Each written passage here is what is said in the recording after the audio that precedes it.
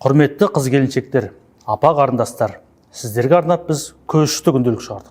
Бұл осыған дейін 7 рет шыққан күнделік, осымен 8-ші рет шығып отыр. 2017 жылы алғаш рет осы күнделік шыққанда қазақша күнделік тұрмақ кітапта жоқ еді. Қазір көбейді. Күнделік шығаратын танымал адамдар көбіне лотерея ұқсатып өткізеді.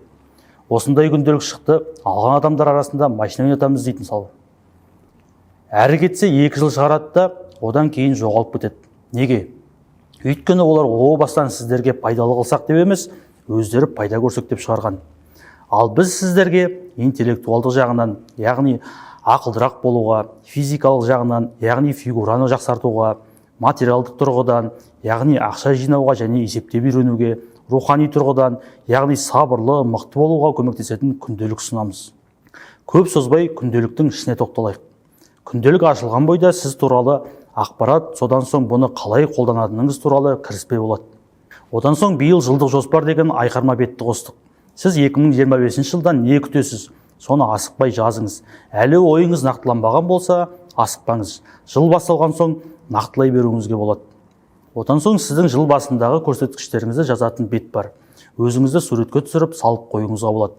Астына салмағыңызды да жазатын жер бар. Сондай-ақ неше рет отырып тұра аласыз. Жүгіретін болсаңыз, қанша шақырым жүгіріп жүрсіз, соларды да жазып қоюыңызға болады. Содан кейін жыл бойы өз-өзіңізді күтіңіз, арықтаңыз, жүгіріңіз, қимылдаңыз. Сөйтіп жылдың соңында әдемі болып суретке түсіп, екінші жағына қойып, екеуін салыстыруыңызға болады.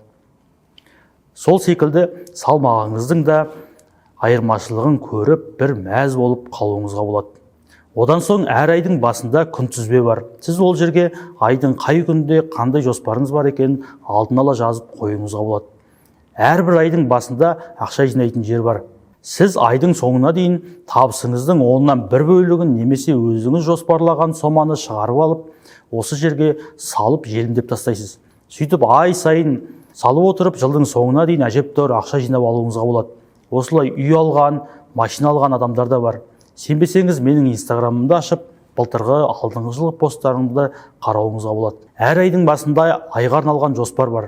Ол жерде жұмыстарыңыздан бөлек өз-өзіңізді тәрбиелеуге арналған тұстар да бар. Мысалы, зиян әдеттерден арылу немесе пайдалы әдеттерді қалыптастыру дегендей. Сол секілді әр ай сайын жоспарлы түрде бір адамға сыйлық жасайтын болсаңыз, бір жылда 12 адаммен қарым-қатынасыңызды түзеп алуыңызға болады. Ол да осы жоспарда жазылған. Биыл әр күннің тұсына кірістер мен шығындарды жазатын орын қойдық.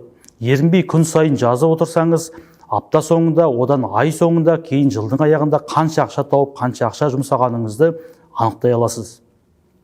Сондай-ақ әр аптаның астыңғы жағында апталық шығындар деген орын бар.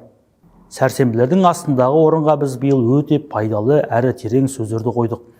Ал бос тұрған үлкендеу жерлерге кейбір сөздердің авторлары туралы мәліметтер бердік.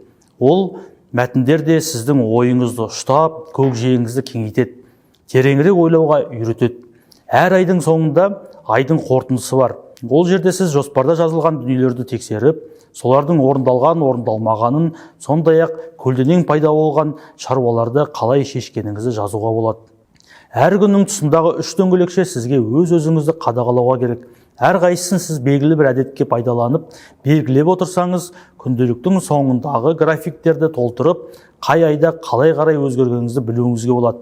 Мәселен, сіз күн сайын 2 литр су ішемін десеңіз, ішкен күндеріңізді бірінші дөңгелекшені бояп белгілеп отыруыңызға болады. Әр ай біткенде неше дөңгелекше боялғанын санап, күнделік соңындағы бірінші дөңгелекшенің графигін тауып, бояп шығасыз. Қаңтарда 15 күн ішкен болсаңыз, 15 дөңгелекшені бояйсыз. Сосын ақпанда аз дегенде 16 күн үзбей 2 литрден су ішуге тырысыңыз. Солай-солай әдетіңізді бекіте түсесіз.